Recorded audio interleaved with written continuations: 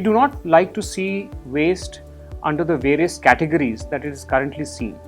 This is municipal, this is industrial, this is healthcare or biomedical waste, this is construction and demolition waste, this is e-waste. We see this as an integrated ecosystem of opportunities where through collection, through source segregation, through processing, through technology, we are able to recover both raw materials, resources, but also products and energy from these various waste streams. So integration is the first pillar, how we look at waste management. The second is inclusion. I think it is impossible to look at waste management solutions that are truly sustainable and at scale without societal inclusion, including the inclusion of the so-called informal sector. So leveraging all aspects of the current ecosystem that exists around waste management, but integrating them into the formal, safe, sustainable method of waste management is the second principle that we want to follow. And the third is circularity. For us, we work towards a future where there is no waste, and therefore we see every waste material as a potential resource for recycling, for resource recovery or energy recovery.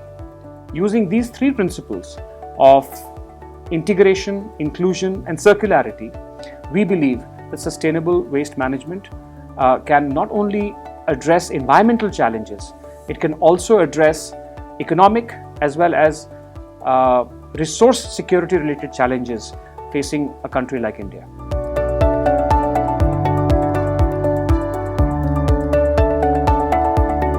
Innovation is something that needs to be part of any impact-driven business at every aspect of its origin, right from origin to the conclusion.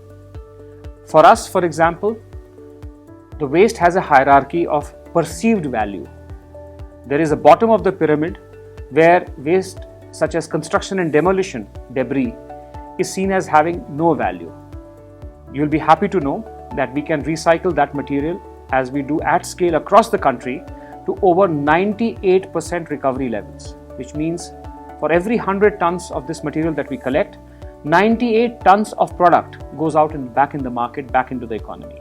This is for a waste that is considered to be completely useless, worthless. This is construction and demolition waste. We believe that through basic technical innovation as well as innovative approach to market, you are able to do this in a sustainable at scale manner. At the other end of the pyramid is the waste that is considered to be high value waste. For example, electronic waste. We are happy to report that we have recently commissioned India's first fully integrated precious metals recovery refinery, where all kinds of precious metals and rare earth metals, gold, silver, platinum, palladium, ruthenium, etc., can be recovered to a very high degree of purity from a variety of feedstock, including electronic waste, but also from other kinds of industrial waste feedstock.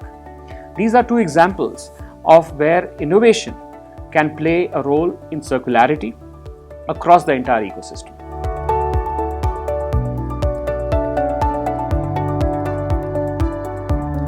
India needs a lot of innovation in this space.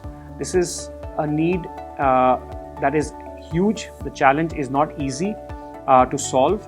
And at the same time, for the very first time probably, there is a convergence between policies, between availability of capital and availability of financing and technical solutions. This convergence needs to find a market, and for that, I think IFAT India and the upcoming event in October, I hope will play a pivotal role.